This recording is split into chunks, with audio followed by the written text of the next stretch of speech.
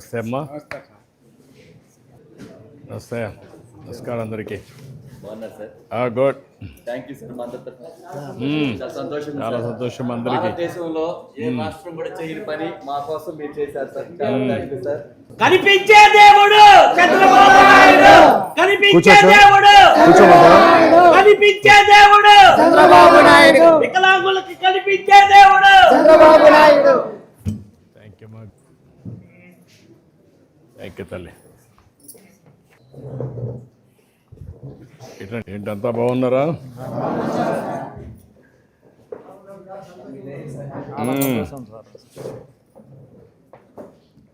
అందరికి కూడా అభినందనలు. అదే మరి రేపు ఉగాది, ఒకరోజు ముందే మీ అందరికీ ఉగాది శుభాకాంక్షలు, అభినందనలు. ఉగాది బాగా జరుపుకోవాలనే ఉద్దేశంతోనే మనం ఒక మంచి కార్యక్రమానికి శ్రీకారం చుట్టాం. ఇది చరిత్రలో మిగిలిపోతుంది. చాలా ఎందుకంటున్నానంటే ఈరోజు ఎన్నో కార్యక్రమాలు చేస్తున్నాం, కానీ ఇప్పుడు చేసిన కార్యక్రమం వల్ల నాకు ఎక్కడ లేని తృప్తి. ఇప్పటి వరకు నేను పవన్ కళ్యాణ్ గారు ఇద్దరం కలిసి ప్రారంభించాం. మన మంగళగిరి నుంచి ఉండవల్లి వరకు మీతో కలిసి ఒక బ్యాచ్ అకౌంటర్ వాళ్ళందరితో కలిసి ప్రయాణం చేశాం. వాళ్ళలో ఎక్కడ లేని తృప్తి, ఆనందం ఉంది. నేను, జనసేన పవన్ కళ్యాణ్ గారు, బీజేపీ నరేంద్ర మోడీ గారు ముగ్గురం కలిసి ఇలాంటి కార్యక్రమాలు చేస్తున్నాం. ఇప్పుడు మిమ్మల్ని చూస్తే చాలా తృప్తినిచ్చింది నాకు. దివ్యాంగులకి మామూలుగా అయితే ఒకప్పుడు మీ పేరే వికలాంగులని పెట్టేవాళ్ళు. నేను ఆ పేరే మార్చాను. వికలాంగులు అనే మాట కరెక్ట్ కాదు. మీరు విభిన్న ప్రతిభావంతులు. ఓసారి ఒక సమస్య ఉండొచ్చు, కానీ ఆ సమస్యను అధిగమించి సమాజానికి ఉపయోగపడే శక్తి, సామర్థ్యం మీకుంది. అందుకే ఆ పేరు కూడా మార్చాము. అక్కడి నుంచి ఇంకొక పక్క మీరు చూస్తే ఒకప్పుడు చేయూత్ అనే కార్యక్రమం పెట్టాం. చేయూత్ అనే కార్యక్రమం పెట్టిన ముఖ్యమైన ఉద్దేశం ఏంటంటే మీకు కానీ ఒక హ్యాండ్ హోల్డింగ్, ఒక చేయూతనిస్తే మీరు కూడా ఆత్మవిశ్వాసంతో ముందుకు పోగలుగుతారు, అందరితో సమానంగా రాణిస్తారు, సమాజానికి మీరు ఉపయోగపడతారనే ఉద్దేశంతోనే నేను ఆ రోజు ఆ కార్యక్రమాన్ని చేశాం. ఒకప్పుడు ట్రై సైకిల్స్ ఇచ్చేవాళ్ళం. తర్వాత మీరు చూస్తే మీ ఆత్మవిశ్వాసం పెంచడానికి 2 వీలర్తో ప్రారంభించి ఎలక్ట్రికల్ వెహికల్స్ ఇచ్చాం. మీ మొబిలిటీ పెంచడానికి ఆలోచించాం. ఇంకొక పక్క 12 సంవత్సరాల్లో మీరు చూస్తే 500 రూపాయలు ఉండే పింఛన్ని 6,000, అంటే 12 సంవత్సరాల్లో 12 రెట్లు పెంచాం. అంటే మీరు గుర్తుపెట్టుకోవాల్సింది, ఇది ఎక్కడ జరిగి ఉండదు. 12 ఏళ్లలో నేను 5 ఏళ్ళు లేరు, కానీ లేని సమయానికి కూడా వడ్డీతో కలిపి 12 సంవత్సరాల సమయంలో 12 రెట్లు దివ్యాంగుల పింఛను పెంచిన ఏకైక ప్రభుత్వం ఈ ప్రభుత్వం అని చెప్పి కూడా నేను మీకు తెలియజేస్తున్నా. ఇంకొక పక్కన ఇంకా ఇబ్బందుల్లో ఉండే కొంతమంది కోసం ఈరోజు 10,000 ఇస్తున్నాం, 8 పేషెంట్స్ అటువంటి వాళ్ళని. ఇంకొక పక్క మంచానికే పరిమితమైన వాళ్ళు మనం 15,000 రూపాయలు ఇస్తున్నాం. ఈరోజు పింఛన్ల కార్యక్రమంలో 33,000 కోట్ల రూపాయలు సంవత్సరానికి ఇచ్చేది ప్రపంచంలో ఇంత పెద్ద ఎత్తున ఎవ్వరు ఇవ్వడం లేదు. అలాంటి ప్రోగ్రామ్స్ ఈరోజు మనకి ఈ బస్సుల్లో మీరు చూస్తే అన్ని బస్సుల్లో మీకు ప్రయాణ సౌకర్యం ఏర్పాటు చేసి ఎక్కడున్నా మీరు బయట తిరగడానికి ఈజీగా. చాలామంది ఇప్పుడు నాతో మాట్లాడినప్పుడు, లేకుంటే పిల్లల్ని చూడడానికి, తల్లిదండ్రులు చూడడానికి పోవాలంటే కష్టం ఉండేది. ఇప్పుడు మేము ఫ్రీగా పోగలుగుతున్నాం. దీనివల్ల మాకు ఒక్కొక్క నెలకు 1,000-2,000 రూపాయలు ఆదా అవుతుంది, పొదుపు వస్తుందని చెప్పే పరిస్థితికి వచ్చారు. ఇప్పుడు మీ అందరికీ కూడా ఏంటంటే ఇంటికే పరిమితం కాకుండా బయట తిరిగితే మీలో ఒక నూతనోత్సాహం వస్తుంది, నమ్మకం వస్తుంది. సమాజంలో అందరితో సమానంగా గౌరవంగా ఉండే విధంగా నేను ఈ కార్యక్రమానికి శ్రీకారం చుట్టాను. ఈ విషయం మీరు గుర్తుపెట్టుకోవాల్సిన అవసరం ఉంది. చాలా మంచి అనుభవం నాకు మీ అందరితో. నేను ఒకటే చెప్తున్నా, ఫస్ట్ నుంచి మేము మీతో ఉన్నాం. ఈరోజు ఎన్డీఏ కూటమి మీతో ఉంటుంది. భవిష్యత్తులో కూడా అన్ని విధాలు మిమ్మల్ని ఆదుకుంటా అని చెప్పి తెలియజేసుకుంటూ ఇంకా కూడా ఏదైనా విషయాలన్నీ మాట్లాడుకుందాం. ఈరోజు పండుగ రోజున మీరు అందరూ ఆనందంగా, మీరే కాదు మీ కుటుంబం, మిమ్మల్ని నమ్ముకున్న బంధువర్గం అందరూ కూడా ఆనందంగా ఉండాలి. ఇలాంటి ఉగాదిని ఎప్పటికప్పుడు జరుపుకోవడమే కాకుండా నూతన సంవత్సరం, నూతనమైన అధ్యయనానికి మనం శ్రీకారం చుడతామని చెప్పి కూడా నేను మీకు తెలియజేసుకుంటూ, ఈరోజు మీరు పేరు కూడా, నేను ఆ రోజు ఇంద్రధనస్సు అని ఒక పేరు పెట్టాను. ఆ రోజు ఇంద్రధనస్సు అనే పేరు పెట్టి వరాలు ఇచ్చాను. ఈరోజు అందులో ఒకటి దివ్యాంగ శక్తి ఆ రోజు హామీ ఇచ్చా. అందుకే ఈరోజు దివ్యాంగ శక్తి ద్వారా 12,75,000 మందికి ఉచిత ప్రయాణ సౌకర్యం ఏర్పాటు చేస్తున్నాం. ఇది ఒక చరిత్ర. చాలామంది డబ్బులు లెక్కేస్తారు, కానీ నేను లెక్కేసేది డబ్బులు కాదు, మీ గౌరవాన్ని కాపాడడం కోసం ఈరోజు మేము పనిచేస్తున్నామని మరొక్కసారి తెలియజేసుకుంటూ, చాలా మంచి అనుభవం నాకు. మీ అందరిని చూసి ఎంత ఆనందంగా ఉన్నారంటే, ఎక్కడ చూసినా మీలో ఒక ఆనందం ఉంది. రేపు రాబోయే రోజులు ఇలాంటి కార్యక్రమాలు బాగా జరగాలంటే మీరు కూడా ఒకటి గుర్తుపెట్టుకోవాలి, మేలు జరిగినప్పుడు 10 మందికి మీరు చెప్పాలి. 10 మందికి చెప్పడమే కాకుండా 10 మందిని ప్రభావితం చేయాలి. అప్పుడే నిరంతరం మనం మంచి చేసే పరిస్థితి వస్తుంది, సమాజానికి ఉపయోగపడుతుంది. అందులో సమాజంలో మీరు ఒకటి గుర్తుపెట్టుకోవాలి, నేను ఎప్పుడు కూడా ఒకటే ఆలోచిస్తూ ఉంటాను, పేదవాళ్లకు న్యాయం చేయడం, పేదవాళ్ళకు అండగా ఉండడం, అది మా ధర్మంగా మేము భావిస్తున్నాం. అందుకే ఈరోజు ప్రభుత్వం చేసే ఏ కార్యక్రమం అయినా సరే నిరుపేదలకి, పేదలకే చేస్తున్నాం. అందులో కూడా ఎవరైతే మీరున్నారో, విభిన్న ప్రతిభావంతులు ఉన్నారో, మీకు ఎక్కువ సమస్యలు ఉంటాయి. అందరి మారిగా మిమ్మల్ని చూడడానికి వీలు లేదు. ప్రత్యేకంగా మీకు గౌరవించాలి, ప్రత్యేకంగా డబ్బులు ఖర్చు పెట్టాలి, అన్ని విధాలు ఆదుకోవాలి. అప్పుడే మీలో ఒక మనోధైర్యం పెరిగి సమాజానికి ఉపయోగపడతారు. కాబట్టి అన్ని విధాల అండగా ఉంటానని మరొక్కసారి అందరికీ విజ్ఞప్తి చేస్తూ, మరొక్కసారి అందరికీ ఉగాది శుభాకాంక్షలు. మీకు, మీ కుటుంబ సభ్యులకి అందరికీ ఆల్ ది బెస్ట్. చాలా సంతోషం. నమస్కారం. హ్యాపీగా ఉండండి, ఎప్పుడు మనోధైర్యంతో ఉండండి, హ్యాపీగా ఉండండి, అన్ని విధాలా మేము అండగా ఉంటాం. గుడ్. నా పేరు గోదన ఆదిశేష, బాపట్ల నుంచి వచ్చాను సార్. ఫోన్ చేస్తాం, పనిచేస్తున్నాను. మరి 2024లో అధికారంలో రాకముందే మన యొక్క దివ్యాంగులకి 6,000 రూపాయల పెన్షన్ ఇస్తానని చెప్పి మరి చెప్పిన ఘనత ఎవరంటే మన యొక్క ముఖ్యమంత్రి వర్యులు మరి నారా చంద్రబాబు నాయుడు గారు. అదేవిధంగా మరి ఆ పెద్ద ఆయన మన కోసం ఎవరు కూడా, మన సొంత కుటుంబ సభ్యులు కూడా అంతసేపు మన గురించి ఆలోచించరు. మరి బాబు గారు మన గురించి ఆలోచిస్తున్నారంటే 3 చక్రాల బండ్లు, మరి మాకు లోన్స్, మరి పెళ్లి కానుకలు, మరి ఈ రోజు మరి ఉచిత బస్సు.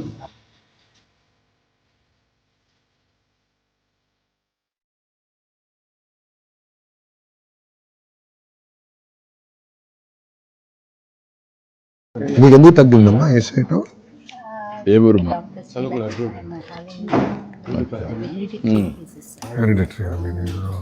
ఏ సంవత్సరంలో మీకు తెలిసింది? when did you know that eyesight problem?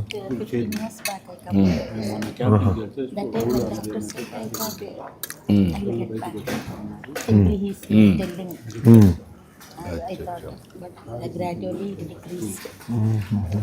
Now the condition is that somebody should handle me and somewhere. అవునా? పిల్లలు ఉన్నారమ్మా? ఏం చేస్తారు? One girl, elderly girl, she finished her B.Pharmacy and she is doing in Apollo Pharmacies as a sales girl. One son is there, he is doing his mechanical ఏది ma'am? second mic ఇప్పుడు Siddhartha. ఇలాంటివి అనేక కార్యక్రమాలని I can చేస్తూ వచ్చాం. money to them. మీరు గుర్తుపెట్టుకోవాల్సింది ఏంటంటే, అన్నీ చేయాలని నాకు ఉంది, Monthly without asking, కానీ కొంచెం సమయం పడుతుంది. right time I am getting my డబ్బులు వస్తే తప్ప, ఒకటి డబ్బులు సంపాదించాలి, మీలాంటి వాళ్ళందరినీ ఆదుకోవాలి. people ఈ రెండు ఉన్నాయి, it's like a blind people చేద్దాం. begging. రెండోది, ఈ సందర్భంలో మీ అందరికీ సెల్ఫ్ రెస్పెక్ట్. Yes. మందాకృష్ణ మాదిని కూడా అభినందిస్తున్నా.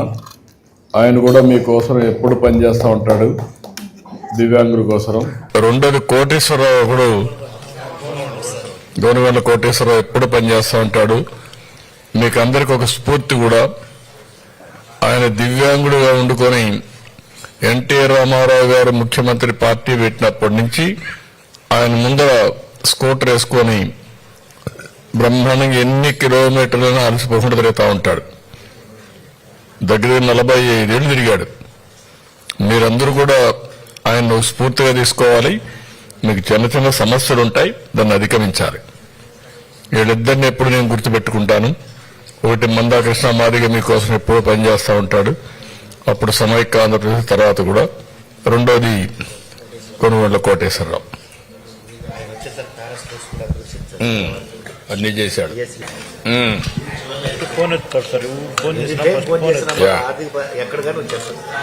బాగా తిరుగుతూ ఉంటాడు. దివ్యాంగుల పట్ల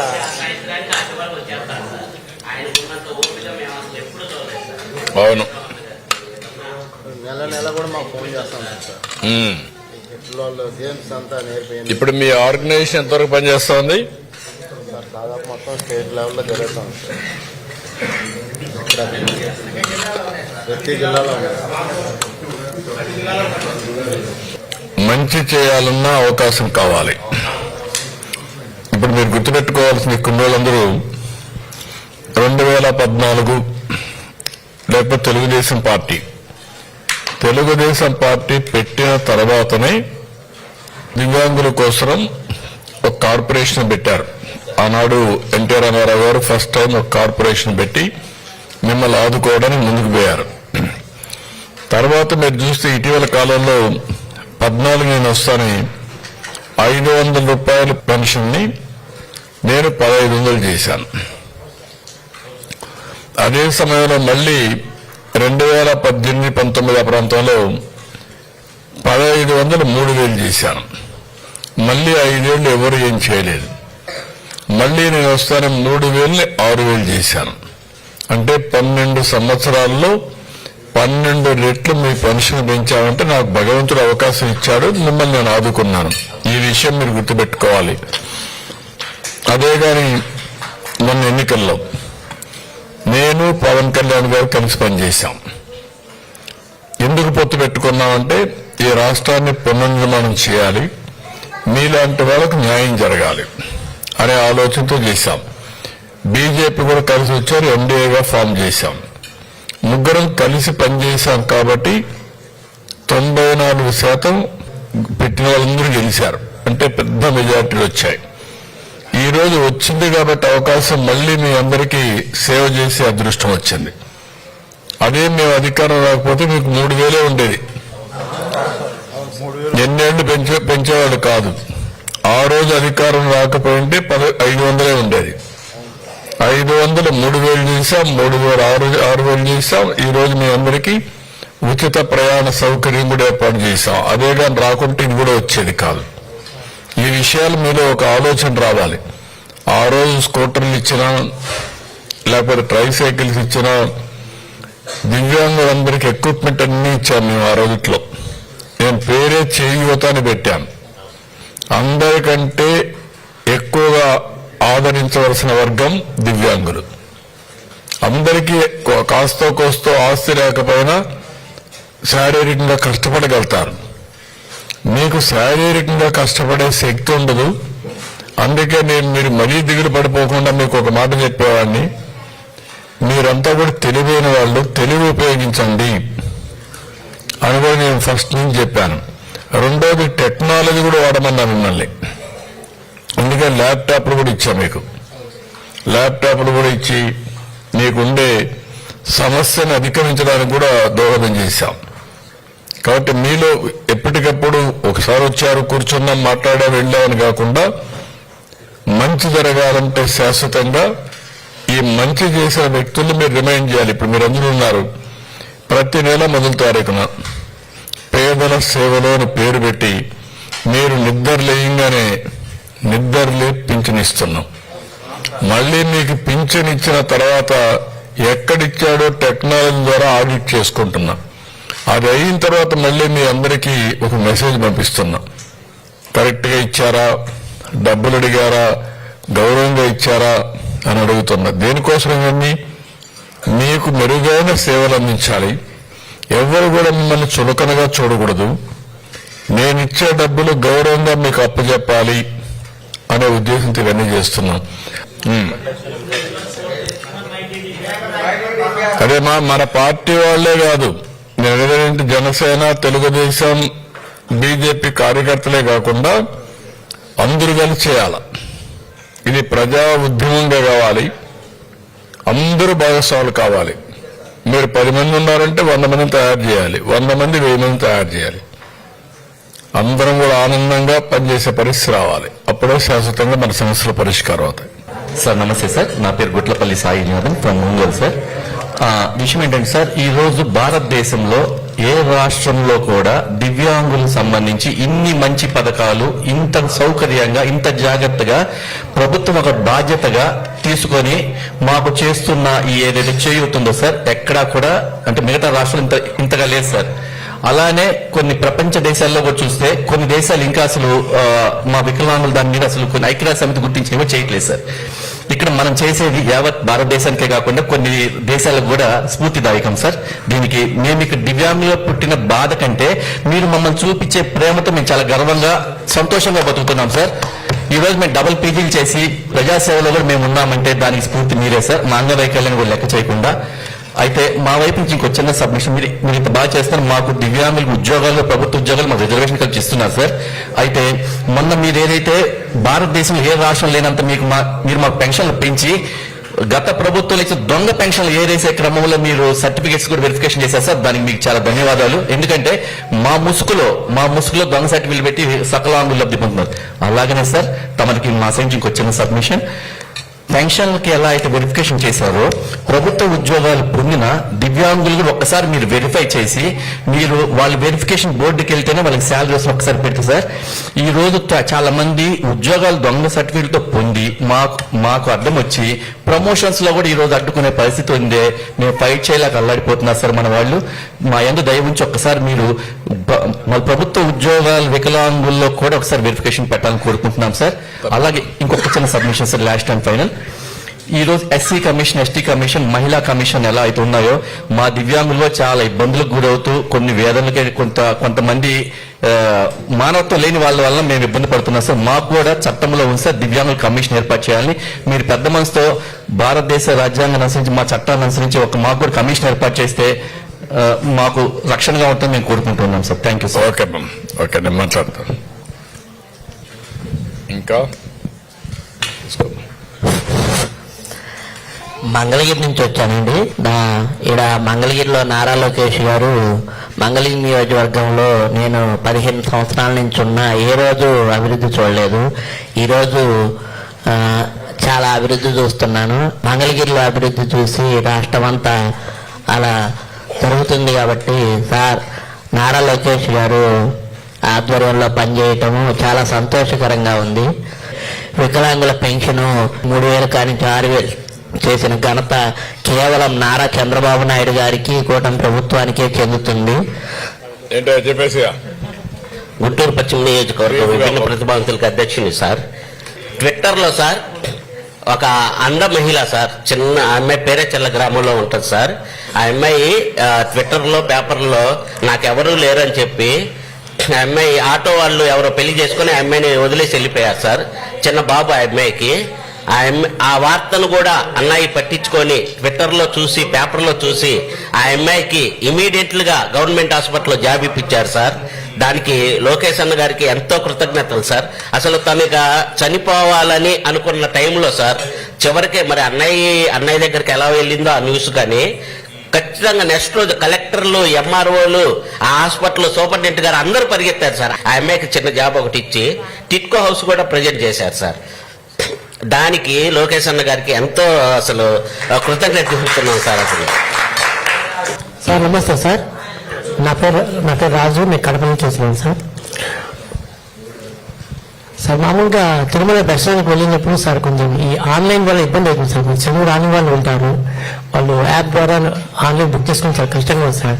వాళ్ళు మళ్ళీ మీరు ఆఫ్లైన్ చేస్తే చాలా బాగుంటుందని ఒక చిన్న మనవి సార్. ఇది బస్సులో వచ్చేప్పుడు కూడా చెప్పారు సార్, ఇది కోవిడ్ అప్పుడు గత ప్రభుత్వం తీసేసింది సార్. అది కోవిడ్ అప్పుడు తీసేశారంట సార్, అది మళ్ళీ రీఇన్స్టేట్ చేయమని కోరారు సార్. అది ఈఓ గారు నేను అంటే 2 ఆస్పెక్ట్స్ ఉన్నాయి ఇక్కడ. ఇప్పుడు నేనేంటంటే సుపరిపాలనలో భాగంగా అన్నీ కూడా ఆన్లైన్లో పెట్టేసి ఎక్కడ అవినీతి లేకుండా సులభతరంగా ఏ పని కావాలన్నా మీకు అయ్యే పరిస్థితి తీసుకొస్తున్నా. ఇప్పుడు అందుకే మన మిత్ర వాట్సాప్ గవర్నెన్స్. ఇప్పుడు ఏ సర్టిఫికేట్ కావాలన్నా, ఏ మార్క్ డౌన్లోడ్ చేసుకోవాలన్నా, ఆల్ టికెట్ కావాలన్నా ఎక్కడ ఆఫీసు పోయే పని లేదు, మీ ఫోన్లోనే డౌన్లోడ్ చేసుకోవచ్చు. అదే మరి ఏది కావాలన్నా, ఏ పని కావాలన్నా మీకు తెలియకపోతే రేపు రాబోయే రోజుల్లో వాయిస్ పెట్టేస్తే, నువ్వు ఇప్పుడు తిరుమలకి నేను పలానా రోజు రావాలి, నాకు దర్శనం కావాలి అని నువ్వు పెడితే అది టెక్స్ట్గా కన్వర్ట్ చేసి ఆటోమేటిక్గా మళ్ళీ నీకు మెసేజ్ ఇస్తాం. దానివల్ల ఏమవుతుందంటే అధికారులు ఎంతమంది, కొంతమంది మంచి వాళ్ళు ఉన్నా కొంతమంది చెడు వ్యక్తులు ఉంటారు. వాళ్ళు ఏం చేస్తారంటే మిమ్మల్ని తిప్పించుకొని మిమ్మల్ని ఇబ్బంది పెడతారు. అలాంటివి కొన్ని ఉంటాయి. కొన్ని ఇక్కడ అవినీతి కూడా ఉంటుంది. అవినీతి పోవాలి, తిప్పించుకునే పని ఉండకూడదు. ఎప్పటి పని అప్పుడు అయిపోవాలి. అది రావాలంటే రాబోయే రోజుల్లో టెక్నాలజీ తప్ప వేరే మార్గం లేదు. నేను అందుకనే అనేకమైన, ఇప్పుడు మీరందరూ చూస్తే మీకు అందరికీ ఐడియా ఉండాలి. మీరందరూ పాత రోజులు ఆలోచిస్తూ ఉంటారు, నేను మళ్ళీ భవిష్యత్తు గురించి ఆలోచిస్తూ ఉంటా. పేదవాళ్ళందరికీ సూపర్ 6 హామీ ఇచ్చా. చాలా కష్టాలు ఉన్నాయి, కానీ ఇబ్బందులు ఉన్నాయి. ఇబ్బందులు ఉంటే కూడా నేను చెప్పిన మాట నిలబెట్టుకోవాలి అనే ఉద్దేశంతో మొదటి తారీఖున ఎవరికి ఏది రాకపోయినా నేను చెప్పిన మీకు మాత్రం పింఛను మీ ఇంటికి వచ్చి ఆ రోజు మీకు ఇచ్చే బాధ్యత తీసుకొచ్చాను. అది టెక్నాలజీ కూడా ఉపయోగించుకొని. రెండోది అనేక సంక్షేమ కార్యక్రమాలు. ఇప్పుడు దివ్యాంగులకు ఇచ్చే కార్యక్రమం కానీ, అదే మరి ఇప్పుడు ఇచ్చే దివ్యాంగ శక్తి అది కూడా ఇవ్వడం కానీ, ఇలాంటి అనేక కార్యక్రమాలు చేసి ముందుకు పోతున్నాం. ఇంకొక పక్క ఇవన్నీ చేయాలంటే డబ్బులు రావాలి, మన పిల్లలకు ఉద్యోగాలు రావాలి. దానికోసం పెద్ద ఎత్తున 20 లక్షల మందికి ఉద్యోగాలు రావడానికి పెట్టుబడులు తీసుకొస్తున్నాం. ఇవి రోడ్లు బాగోలేకపోతే రోడ్లన్నీ వేస్తున్నాం, బస్సులు సక్రమంగా నడిపిస్తున్నాం. మీరు ముందుకు ఇప్పటి గమనించుంటారు, ఆర్టీసీ బస్ స్టేషన్స్ లో, డిపోల్లో టాయిలెట్స్ బాగా పెట్టడం, బెంచ్లు బాగుండడం, క్లీన్ గా ఉండడం, పరిశుభ్రంగా పెట్టడం, ఇవన్నీ కూడా చేస్తున్నాం. ఇదే మరి ప్రతి ఒక్క పనికాడ నేను అన్ని టెక్నాలజీ ఉపయోగించి ఎంత వీలైతే అంత మెరుగుపరుస్తూ వస్తున్నాం. అంటే ఒక పక్క అభివృద్ధి వల్ల ఆదాయం పెరుగుతుంది. పెరగాలంటే కొంచెం సమయం పడుతుంది. ఆ సమయం వరకు మీకు ఇబ్బంది పెడితే మీరు బాధపడతారు. కాబట్టి ఏ విధంగా అధిగమించాలో అధిగమిస్తూ కొంత అప్పు చేసినా, ఆదాయం పెంచుకున్నా, కేంద్రం నుంచి తెచ్చినా చెప్పిన మాట నిలబెట్టుకుంటూ ముందుకు పోతున్నాను. అయితే శాశ్వతంగా ఈ సంతోషం ఇట్లే ఉండాలంటే నేను చేయాల్సింది మీరు ఒకటి గుర్తుపెట్టుకోవాలి, నేను ఆదాయం పెంచాలి. ఆదాయం పెంచితే శాశ్వతంగా ఉంటుంది. రెండోది, నేను అందరితో మాట్లాడుతూ ఉంటాను ఈజ్ ఆఫ్ డూయింగ్ బిజినెస్ అని. ఎవరైనా పెట్టుబడులు పెడితే సులభంగా వచ్చి పెట్టే పరిస్థితిలో ఉండాలి, అప్పుడే పెడతారు. అలాంటప్పుడు is of speed of delivering governance అంటున్నా. తొందరగా రియల్ టైంలో ఏ పని కావాలన్నా మీ ఎంఆర్ఓ ఆఫీస్ మీ ఇంటి పక్కనున్న ఆఫీసు పోయే పని లేకుండా ఇంట్లో పని చేసుకోవాలి. ఇప్పుడు దేవాలయం ఉంది, మీరు అక్కడికి పోవాలి, క్యూలో నిలబెట్టుకోవాలి, టికెట్లు కొనాలి. ఇక్కడి నుంచి బుక్ చేసుకుని వెళ్ళారనుకోండి మీకు ఇబ్బంది లేదు. టయానికి వెళ్తారు, దేవుని దర్శనం చేసుకుంటారు, అక్కడ భోజనం చేస్తారు, ఒకరోజు ఉండాలంటే అక్కడే ఉంటారు, దాన్ని కూడా బుక్ చేసుకుంటారు. ఇవన్నీ చేసుకుని మళ్ళా వస్తారు. అక్కడ పరిశుభ్రంగా పెడితే మీరు ఆరోగ్యం బాగుంటుంది. ఇలాంటి వినూత్నమైన కార్యక్రమాలు మనం అమలు చేస్తున్నాం. ఇది కూడా మీరు గుర్తుపెట్టుకోవాలి. లేదు మాకు పాతలే పెట్టమంటే నేను పెడతా, మళ్ళా పాత రోజులకే పోతాను తప్ప కొత్త రోజులు వచ్చే పరిస్థితి ఉండదు. నేను అన్ని మార్పులు తీసుకొస్తున్నా. అవసరమైతే మీ అందరికీ శిక్షణ కూడా మీ ఊర్లకే మనుషులు పంపిస్తా. మరీ పాపం కష్టాల్లో ఉంటే ఒకరిద్దరికి ఫోన్ లేకపోతే వాళ్ళకి ఫోన్లు కూడా ఇప్పించి డిజిటల్ అనేది అందరికీ అందుబాటులో ఉండాలి.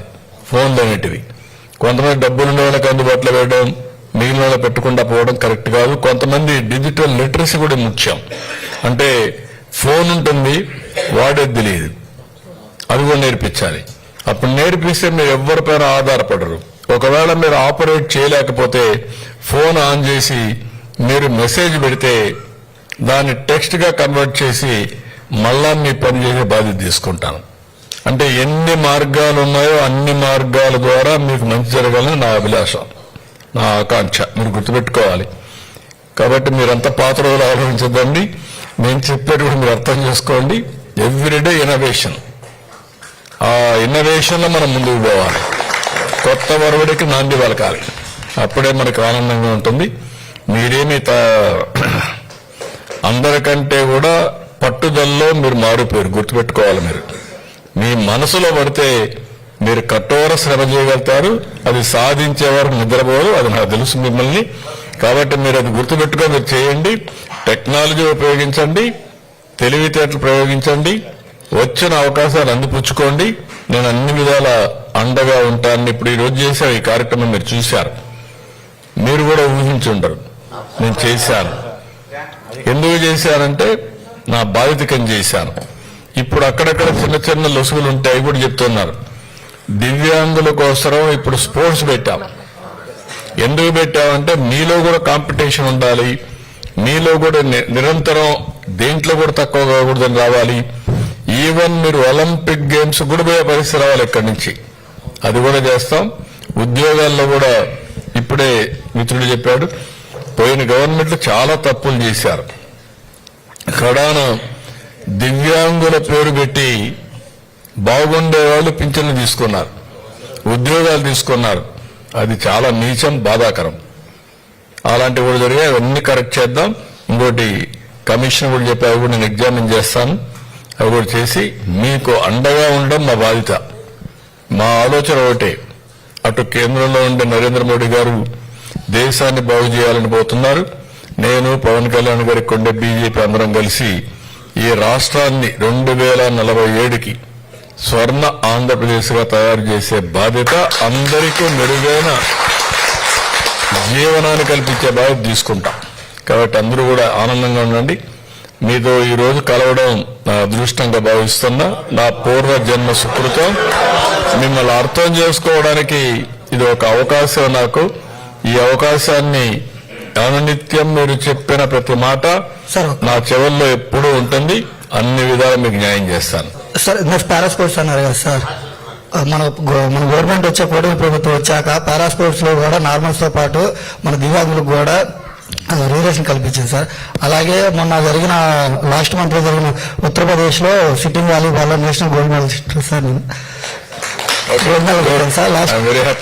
అవును సార్, మన గవర్నమెంట్ వచ్చాకే సాధ్యమైంది సార్. మనకి స్పోర్ట్స్ లో కూడా మనకి దివ్యాంగులు కూడా బాగా ఎంకరేజ్ చేయడం కానీ ఏదైనా కానీ బాగా చేస్తా ఉన్నారు.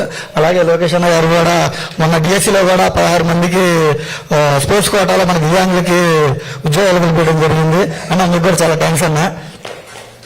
ఓకే,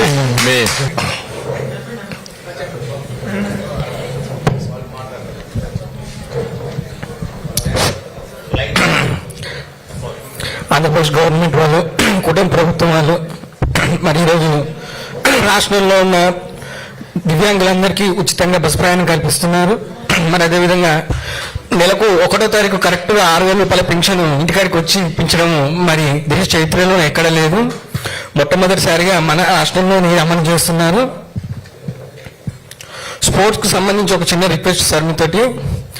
మాకు స్పోర్ట్స్ ఆడుకోనికే స్టేడియాస్ ఉన్నాయి కానీ అకామిడేషన్ చేసుకోనికి మాకు అక్కడ అకామిడేషన్ లేదు. ప్రతి స్టేడియంలోనూ మాకు అకామిడేషన్ కట్టిస్తే మేము స్పోర్ట్స్ మంచిగా ఆడుకుంటామని తెలియజేస్తున్నాం. ధన్యవాదాలు తెలియజేస్తూ సెలవు. ఓకే, తప్పకుండా నేను చేస్తాను, నేను చేపిస్తాను. మీరు రాసుకోండి, ఇవన్నీ మీరు రాసుకొని ఎప్పుడు కంప్లీట్ చేయండి. స్వామి గారు యాక్టివ్గా ఉన్నారు కదా, స్వామి గారు యాక్టివ్గా ఉన్నారని చెలిపేకెత్తండి. ఓకే.